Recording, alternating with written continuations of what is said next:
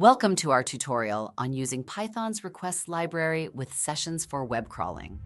We'll use HTTP bin to demonstrate HTTP requests, sessions, and error handling. Let's get started. First, let's install the requests library if you haven't already.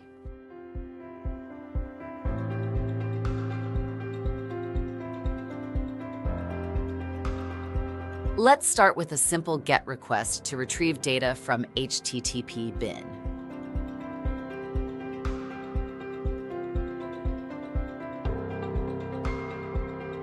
As a response, you can observe the variety of data about the request itself because of HTTP bin's internal logic. The response object provides useful attributes like status code and headers. We could also make a request to JSON API to return JSON data. Let's parse the JSON response. Sessions allow us to persist parameters across requests. Let's see how to use them with HTTP bin. We can observe that the cookies we set in the first request of the session are used within the second request, which is a main feature of sessions. Post requests send data to the server.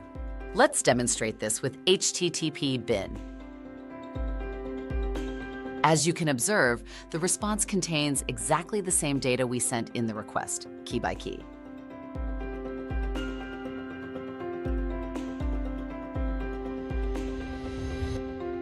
Handling errors is crucial for robust applications. Let's handle common HTTP errors. The described 404 error is auto-triggered by visiting HTTP bin's endpoint.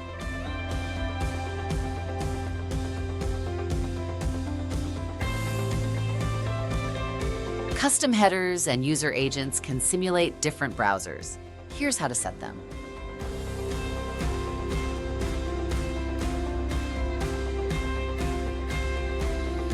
You've learned how to use Python's requests library for web crawling, manage sessions, and handle errors using HTTP bin. Practice these techniques to enhance your web scraping skills and extract the needed data more efficiently. Thank you for watching, and be sure to check out our blog for more tutorials and insights.